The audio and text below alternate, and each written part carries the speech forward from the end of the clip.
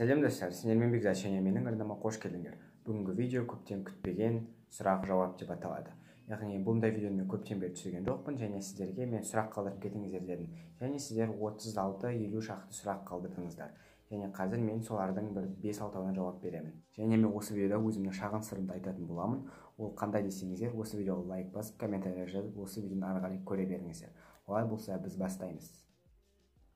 Так, ең алғашқы сұрақ бізде Аягөз Жантөреден келді. Қай қалада тұрасың? Мен Ақтау қаласында тұрамын. Мен оны уже миллионыншы рет айтып жатырмын. Үйіңде неше ағайындысың? 3, 2 апам, мен. Курстарға қатысасың ба? Мен курстарға ағылшын курсына қатысқанмын, бірақ менің апайым ауырып қалды да, сосын мен қазір еш жерге барып жүрген жоқпын. Жақындарың сенің каналыңа қандай көзқараспен қарайды? Оларға практически бәрібір.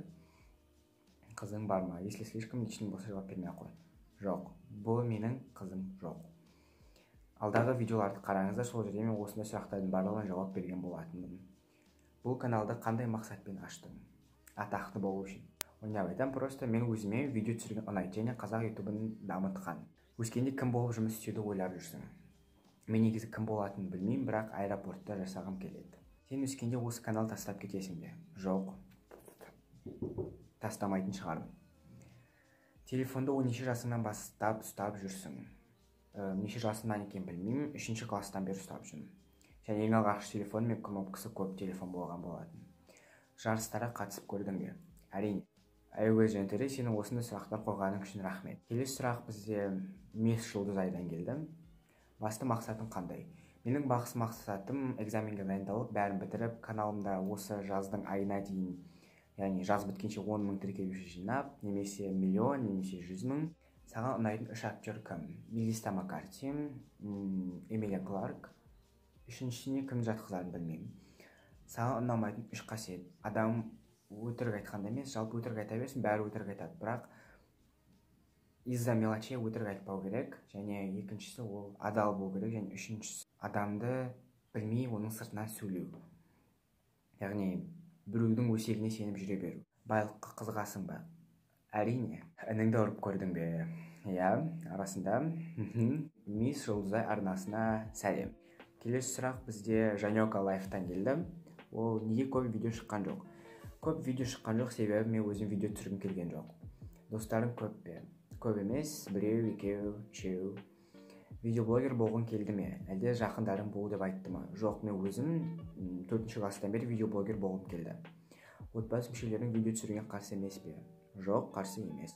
Келесі сұрақ бізде Эльвира Рзагуловадан келді. Ақтау қаласынан басқа қандай қалаға бардың? Қызылорда и Алматы және Жаңаөзен. A7-нен басқа қандай телефон болды? Менде LG G2 деген ұялы телефон болған. Сүйікті тамағың қандай? Суши. Егер де фастфудтан болса, үйде болса, онда күріш немесе манты. Мен любой тамақ жей беремін. Главное, ащы болса болды. Сабақты нешемен оқисың? Мен сабағым барлығы 5, тек қана алгебра, геометрия, химия, физика 4.